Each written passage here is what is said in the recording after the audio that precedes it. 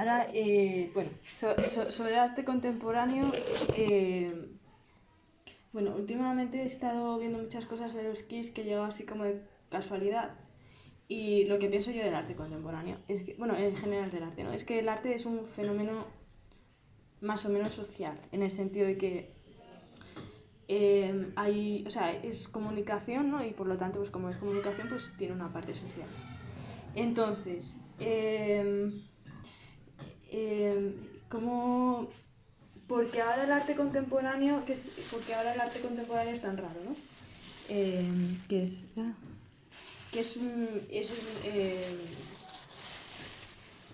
bueno, pues por lo general cuando uno va a una galería no lo entiende fácilmente, ¿no? Lo que hay ahí, pues son instalaciones, además, que son muy grandes. Entonces, a no ser que vayas a un museo que está exponiendo una exposición de cosas más antiguas, como por ejemplo, pues yo que sé, Van Gogh o Gauguin o algo así, van a ser siempre cosas que es así en grandes habitaciones, con mucho aparato, mucha historia, ¿no? Y bueno, uno piensa, ¿no? ¿Por qué ahora estamos en este punto del arte, etcétera, etcétera? Y yo creo que en el fondo es porque el arte así tiene que ser elitista, ¿no? En el sentido de que, bueno, pues supone que es una cosa que es como los coches, ¿no? Es un ejemplo de élite, ¿no? Por lo menos en Europa, no sé, a lo mejor en otros sitios. Entonces, como es una cosa de élite, pues ahora ya poseer arte, bueno, pues no es tan de élite porque hay máquinas para hacer fotocopias y todo eso y entonces, pues bueno, pues no es como en 1830, donde tener un cuadro, incluso la pintura era cara, ¿no? El propio material con el que estaba hecho el cuadro era todo caro. Era todo caro. Entonces, pues poseer un cuadro pues era una cosa de reputación. Bueno, pues nada, ahora ya yo durante un tiempo pensé, bueno, el arte cambió y se movió hacia las vanguardias porque en realidad la fotografía se había quedado con una parte importante del arte, ¿no? Que era la parte del discurso visual, ¿no? Pues antes no podías hacer una foto de un paisaje para enseñarse a alguien, ¿no? Pues tenías que pintarlo, ¿no? Y entonces fue cuando llegaron los impresionistas, los fauvistas, biribín biribán, que usaban el color, ¿no? Y bueno, luego el dadaísmo, pero el dadaísmo es distinto, porque el dadaísmo en realidad es una vanguardia que en realidad no sé si es arte, creo que va más allá del arte, es como en plan querer, es una expresión de rechazo a la sociedad, ¿no? Entonces, bueno, pues salió arte también de eso, pero era como más un movimiento de rechazo a la sociedad y decir, bueno, basta, vamos a parar la guerra, vamos a parar esta mierda. Y bueno, pues luego se convirtieron en cosas que luego eh, darían lugar a obras de arte pues más frecuentes como los ready-made, etcétera, etcétera, pero en realidad no estaban intentando meterse en ese mundo tan elitista del arte, de hacer objetos valiosos, ¿no? Que es lo que es la mayoría, ¿no? del movimiento artístico, se centra en crear objetos valiosos, en crear objetos simbólicos en algunas ocasiones, pero creo que en Occidente hay mucho de crear objetos valiosos, ¿no? Entonces, no creo que en ningún momento los dadaístas tuvieran ninguna intención de crear objetos valiosos. Al revés, creo que era todo lo contrario, ¿no? De hecho, el ready made, ¿qué es? Un trozo de bicicleta, una bicicleta que es basura, ¿no? Entonces pues dices que, o sea, estás riéndote del lujo, ¿no? Te estás riendo del lujo total, del lujo que representa el arte. Bueno, pues desde ese punto de vista, creo que no estoy dando del todo en el punto de los dadaístas, creo que es mucho más complejo y todo lo que estoy explicando en general creo que estoy haciendo una visión un poco que por supuesto necesitaría, es un poco simplista a lo mejor, pero lo que sí que veo es que el arte de ahora ha conseguido elitismo porque no se puede interpretar. Es decir, si tú tienes por ejemplo, eso, un cuadro de una niña coja, que a lo mejor es lo que habría hecho un pintor realista del siglo XIX, ¿vale? Una niña coja que está mendigando, yo qué sé. Bueno, ese cuadro es un cuadro que todo el mundo puede ver que tiene un fondo social, que no tiene un fondo social, tiene un mensaje más o menos claro. A lo mejor no, a lo mejor tiene detrás un mensaje religioso, pero inicialmente tendría un mensaje claro, ¿no? Bueno, pues tú ese ese cuadro lo puede ver casi cualquier persona y sabe lo que dice. Y entonces casi cualquier persona puede más o menos valorizarlo. Ahora, si tú coges y pones un Mondrian, que un Mondrian todavía ahora mismo es una cosa que está más en la cultura pop, y entonces pues bueno, pero si tú pones un Mondrian o un cuadro de Kandinsky, va a haber muchas personas que lo van a rechazar, porque no van a interpretar nada ahí. Entonces, el hecho de que tú sepas distinguir entre el Mondrian y el Garabato es lo que hace que ese cuadro sea valoroso. Te has creado una élite del Garabato, es decir, una élite que es capaz de diferenciar el Garabato. Y por eso ese cuadro es valioso. Pero es que además el cuadro contemporáneo tiene una cosa súper positiva para la sociedad en la que vivimos. Y es que como no dice nada claro, no tiene un mensaje claro, si yo pongo una niña coja, el mensaje es claro, ¿no? Hay niños que están cojos en el mundo. Bueno, luego tú lo puedes leer como una interpretación metafórica sobre el crecimiento humano, lo puedes interpretar como una cosa religiosa, puedes interpretarlo de mil maneras, pero lo cierto es que lo que hay ahí es una niña coja y cualquier persona lo puede verbalizar. Si tú pones ahí un Kandinsky, no te lo van a saber decir lo es, ¿no? Entonces, eso tiene el lado bueno de que ese cuadro puede estar en cualquier sitio sin imponer. Y por lo tanto es muy bueno, es un arte muy bueno, por ejemplo, para una oficina. Porque si tú tienes un cliente chino, un cliente de Japón, un cliente de la India, un cliente de África o de donde sea, no van a ver una imposición cultural en ese cuadro, no van a ver ninguna imposición cultural. No van a ver una mujer blanca o una mujer negra, van a ver solo un garabato.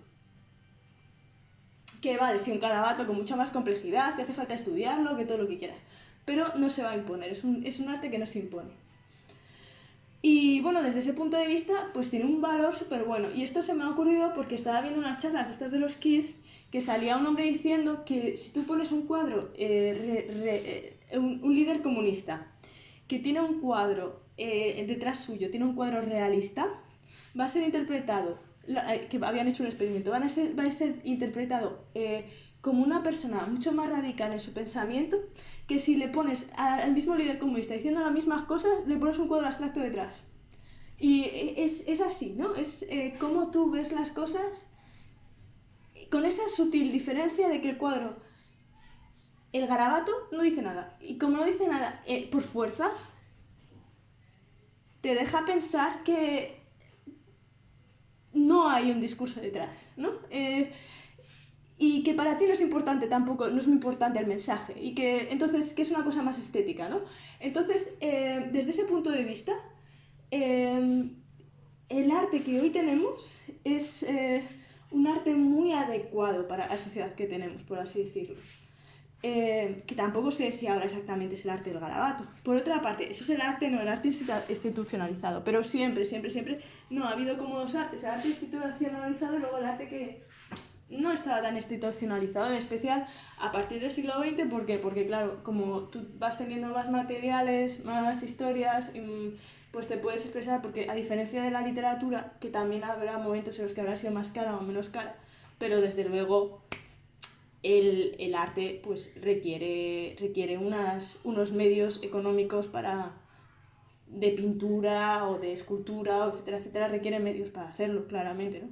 Y bueno, pues claro, eso en el siglo XX no pasa, ¿no? Porque ¿quién no tiene para pagar un trozo de papel y unas pinturas? Pues poca gente, ¿no? Entonces, ¿qué pasa aquí? Ahora sí que hay más arte popular, ¿no? No es que no lo hubiera habido antes, seguramente lo había habido también, pero está más difundido, ¿no? El arte popular. Entonces también eso es como una manera en la que se ha divergido el arte, porque todavía, por ejemplo, los grafiteros, si tú ves grafitis, pues la mayoría de los grafiteros son figurativos, no son abstractos, porque tienen un mensaje, porque lo han hecho para transmitir un mensaje, por lo general. Y bueno, leyendo a esta gente, a los kids estos, viendo vídeos de ellos, de sus conversaciones y no sé qué, te das cuenta de que se preocupan mucho por la técnica, pero los grafiteros, donde yo sé, también se preocupan por la técnica y por el que refleje la realidad, ¿no?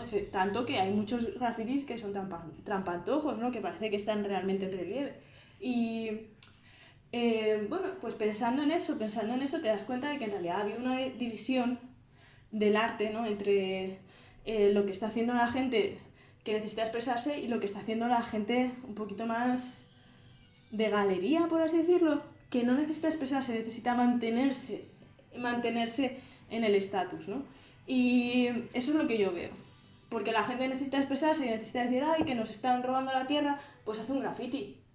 Y hace un graffiti donde sale una cara de una persona que le está robando la tierra y que está enfadada. No hace un puntito.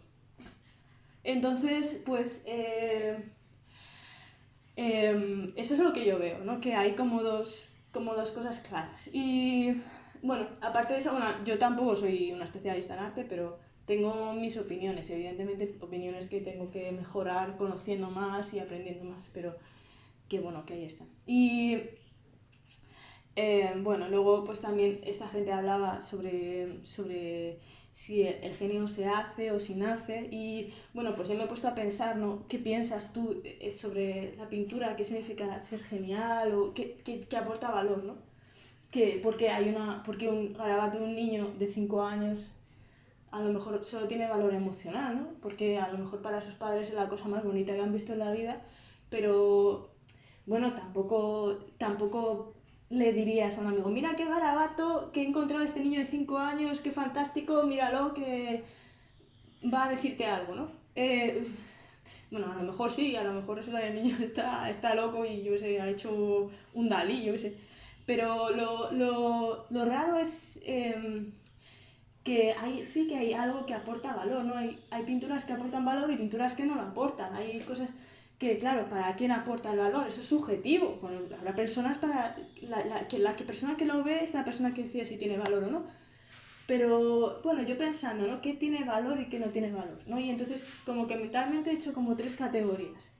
Una sería la de la técnica, ¿no? Evidentemente, si un escultor tiene una técnica muy refinada, tiene unos conocimientos, eso es un valor, pero también es un valor si es capaz de innovar y hacer una técnica nueva que le permita expresarse, ¿no? Eso también es un valor. Yo que sé, la primera vez que alguien se dedicó a hacer cosas, yo sé, en acero, pues esa persona encontró un nuevo método de hacer arte. Y eso es valioso. Eh, entonces, no, sería como la perfección y la innovación, ¿no? El saber y la innovación, así un poco juntos, ¿no? Entonces, eso por un lado, por lo que se refiere a la técnica, ¿no? Y luego yo sigo pensando y digo, ¿qué otra cosa? La expresión, ¿no? La expresión. La expresión en el sentido de los recursos narrativos y los recursos formales que utilizan para, por ejemplo, para hacer la luz o para interpretar las figuras o para contar la historia. Como por ejemplo, bueno, pues parece ser que, por ejemplo, los prerrafaelitas usaban divisiones de espacio porque que eran prerrafaelitas, ¿no? Pues, que se intentaban poner antes de las estructuras pictóricas de estilo Rafael, ¿no? Entonces intentaban utilizar estructuras con varias narraciones simultáneas como las que se utilizaban durante el Prerrenacimiento y la Edad Media. Bueno, pues eso es una técnica narrativa que tiene su valor, que es una aportación, ¿no? Pero también, por ejemplo, si ves cuadros de Art Deco, bueno, eh, pósters de publicidad, etcétera, etcétera, te das cuenta de que hacen figuras y que esas figuras están analizadas, están muy bien analizadas y, por ejemplo, las sombras a lo mejor las hacen con unas líneas, etcétera, etcétera, muy depuradas las líneas, etcétera, etcétera, pero bueno, eso también, evidentemente, es valioso, ¿no?